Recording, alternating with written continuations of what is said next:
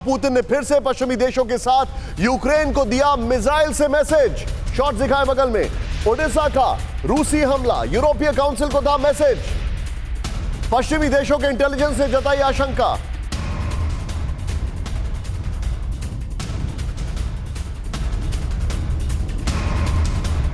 और यह बड़ी खबर है और यह कैसे मैसेज दिया इसके एविडेंसेस मैं आपको दिखाने वाला हूं। इसके साथ आपको साफ हो जाएगा कि आखिर पुतिन जो है ही इज कॉलिंग शॉट्स, और अगर पुतिन शॉट्स कॉल कर रहे हैं तो ही इज वर्चुअली इनविंसिबल। तो अभी तक जो वेस्टर्न इंटेलिजेंस जो भी उनके लिए कह रही थी, वो सारे फैक्ट्स, वो सारे फिगर्स, वो सारे नंबर्स, वो सारी intelligence is of no use. क्यों? अब आप जरा ध्यान से देखें, हमारे जितने भी दर्शक हैं सीधे प्ले ऑन करें। हमारे पास जो इंफॉर्मेशन है पुतिन का मिसाइल मैसेज, जरा ध्यान से देखिएगा। वहां से वो कट कर रहा है राहुल, देखिएगा जरा उसको। पहला बड़ी बात, 9 मई यूरोपीय काउंसिल के प्रेसिडेंट चार्ल्स मिशेल के ओडेसा दौरे के दरमियान रूस का ओडेसा पर मिसाइल हमला। नीचे विजुअल से वो ओडेसा गए, यूरोपियन काउंसिल के प्रेसिडेंट, वहां पर हमला होता है। होल्ड करें प्लीज। वो ओडेसा गए और वहां पर हमला होता है। 9 मई कल की बात है। 28 अप्रैल यूएन चीफ एंटोनियो गुटेरेस के कीव जाने के दौरान रूसी मिसाइल का कीव पर हमला। हम सबने देखी थी वो तस्वीर और खुद उन्होंने कहा था I am shocked. 25 April US के फॉरेन और डिफेंस सेक्रेटरी के यूक्रेन से वापस लौटते वक्त लवीव के रेलवे स्टेशनों पर रूस का मिसाइल अटैक, स्टेशन और सब स्टेशन उड़ा दिए गए। यह हम सबको पता है। 8 अप्रैल यूरोपीय कमीशन की प्रेसिडेंट उर्सुला वॉन वो वहां पर आती हैं, तो यूक्रेन दौरे के उनके दरमियान क्रामाटोर्स्क जो डोनेस्क में है उसके रेलवे स्टेशन पर हमला होता है। 50 लोगों की जान जाती है। मैं सीधे चलूंगा, जनरल शंकर प्रसाद सर मेरे साथ हैं। सर, पहला मेरा सवाल आपसे सीधा सीधा ये है, ये जितने भी डिग्निटरीज आते हैं, रशिया अपने एक एक मिसाइल अटैक को टाइम कर कर एग्जीक्यूट करता है।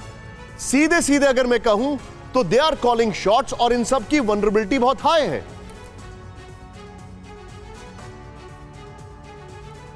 जी, आपने बिल्कुल ठीक कहा। मैं आपसे पहले भी कह चुका हूं कि रशिया की इंटेलिजेंस जो है वो बहुत अव्वल दर्जे की है। हम ये सोचते हैं, दुनिया वेस्टर्न वर्ल्ड ये सोचती है कि हम छुप छुपा के चले जाएंगे और चुपके से घूम के आ जाएंगे। ये ऐसा नहीं होता है। रशिया हर एक चीज़ की खबर रखता है। उसकी केजीबी जो है वो बहुत डिटेल में घुसी हुई है इसके अंदर और उसको सब खबर रहती है। लेकिन सोचने की बात यह है कि जब इस प्रकार के मिसाइल अटैक होते हैं और ख़ास तौर से जब VVIPs वहाँ जाते हैं, तो लेकिन VVIPs को ये अटैक नहीं करते। They don't want to kill the VVIPs but they want to send a message in the close vicinity, उसके आसपास, कि जी हम यहाँ पर बम गिरा सकते हैं, आपका नुकसान तो अवश्य हो रहा है, लेकिन जो आपके यहाँ VVIP आए उनको हम अभी गोली नहीं मार रहे, उनको अभी हम मिसाइल से नहीं मार रहे। अगर वो चाहे तो ये भी कर सकते हैं। वो ये मैसेज देना चाह रहे हैं कि लगातार पिछले 2 महीने से सर, मैं आपसे क्या ये लिबर्टी ले सकता हूं? क्या मैं आपसे लिबर्टी ले सकता हूं एक चीज पूछने की sir? And I am sorry but आप रशिया नहीं है, बट मैं क्या आपसे एक चीज पूछना चाहता हूं सर, आपका एनालिसिस मुझे बताइए।